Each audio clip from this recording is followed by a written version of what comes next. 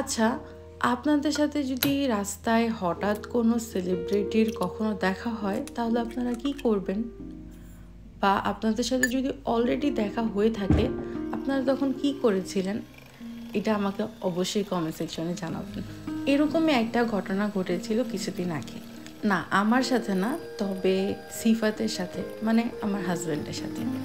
সেই ঘটনাটাই আজকে আপনাদের সাথে শেয়ার করব। আর এখানে আমি বানাচ্ছি প্যানকেক।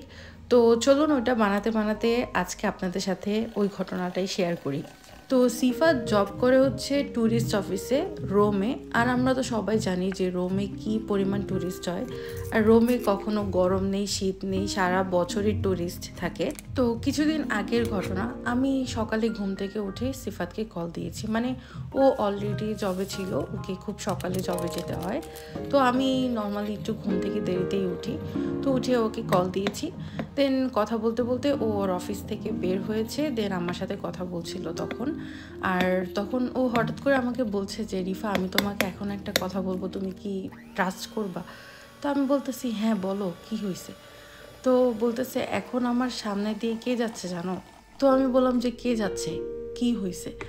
তখন ও বলছিল যে আমার সামনে দিয়ে এখন যাচ্ছে অনন্ত জলিল আর বর্ষা। আমি ভেবেছিলাম হয়তো ও আমার সাথে ফান করছে, বাট না, অ্যাকচুয়ালি যাচ্ছিল। তো আমি বলছিলাম যে যাও তাহলে তুমি কথা বলো, গিয়ে একটা ছবি তুলো, ওনাদের সাথে পরিচয় হও। তো ও বলছে যে না, আমি যাব না, সেলিব্রিটি মানুষ, সামনে গিয়ে কথা বললে কি না কি ভাববে। তো আমি বললাম আরে আজব, মানুষ তো সেলিব্রিটিদের সাথে গিয়ে কথা বলতে চায় বা ছবি তুলতে চায়, তাই না? তো ও বলছিল যে ও যাবে না। আমি বললাম আচ্ছা ঠিক আছে, থাক, কোনো প্রবলেম নেই, যেতে হবে না। কিন্তু ওনারা এখন কোথায়, মানে তোমার সামনে আছে নাকি অনেক দূরে চলে গেছে? তো ও বলছিল যে না, বেশি দূরে না, কাছাকাছি আছে। তো আমি বললাম আচ্ছা ঠিক আছে, থাক, সমস্যা নেই। কিন্তু তুমি দেখলা কিভাবে, মানে কিভাবে, কি তোমার সামনে দিয়ে যাচ্ছিল নাকি কিভাবে? তো ও বলছিল যে হ্যাঁ, একদম আমার সামনে দিয়ে যাচ্ছিল। মানে ফার্স্টে নাকি বর্ষা ছিল, আর বর্ষার সাথে নাকি দুইটা বাচ্চা ছিল, হয়তো ওনাদের ছেলে, দুইটা ছোট ছেলে ছিল। আর পেছনে নাকি অনন্ত জলিল ছিল। তো ফার্স্টে যখন বর্ষাকে ও দেখেছে, মানে বর্ষার সাথে ওর নাকি চোখে চোখ পড়েছে। তো যাই হোক, তো তখন ও চিনতে পারেনি, মানে ও ভাবছিল যে কে পরিচিত লাগছে, মহিলাটাকে চেনা চেনা লাগে। তো এরপর যখন পেছনের থেকে অনন্ত জলিল একটু সামনে নাকি এসেছে, তখন দেখে ও পুরোপুরি শিওর হয়েছে যে হ্যাঁ, এটা অনন্ত জলিল আর বর্ষা। আর অনন্ত জলিলের একটা জিনিস নাকি ও সবসময় নোটিস করে, মানে আগেও যখন দেখেছে মানে টিভিতে, তখন ও নোটিস করেছে যে অনন্ত জলিল একটা নৌকার মতো জুতা পরে। তো ওই জুতাটা দেখে তখন ও একদম শিওর হয়ে গিয়েছে হ্যাঁ, অনন্ত জলিল আর বর্ষা। তো এটা বলতে বলতে ও বলছিল যে ওরা হয়তো মাত্র ইটালিতে এসেছে, মানে মাত্রই রোমে এসেছে।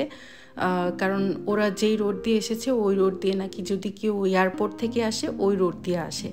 তো যাই হোক, তখন হয়তো ছিল গত বছরের শেষের দিকে, মানে 31 ডিসেম্বর হবে ওই দিন। তো এর পরের দিন আমি হঠাৎ করে চিন্তা করলাম 1 তারিখ বা 2 তারিখ হবে, তখন আমি হঠাৎ করে ভাবলাম যে একটু দেখি তো আসলেই। তো ইনস্টাগ্রামে গিয়ে আমি বর্ষার আইডিটা সার্চ করতেই আমি দেখলাম যে হ্যাঁ, ওরা ইটালিতে এসেছে, ফ্লোরেন্সে আর পিসাতে ঘুরতে গিয়েছিল ওরা। আর এই জন্যই আমি জানতে চেয়েছিলাম যে আপনারা রাস্তায় সেলিব্রিটি দেখলে অ্যাকচুয়ালি কী করেন? ছবি তুলেন বা কথা বলেন, কি করেন অ্যাকচুয়ালি? তো যাই হোক, আপনাদের সাথে গল্প করতে করতে আমার প্যানকেকও কিন্তু একদম রেডি। আর আপনাদের সাথে আমি ভেঙে দেখিয়েছিলাম যে প্যানকেকটা কতটা সফট হয়েছে, আর খেতেও কিন্তু অনেক মজা হয়েছিল। তো আজকে এতটুকুই ছিল। আই হোপ যে সবার ভালো লেগেছে। নেক্সট ব্লগে সবার সাথে আবার কথা হবে ইনশাল্লাহ। টিল দেন সবাই ভালো থাকবেন।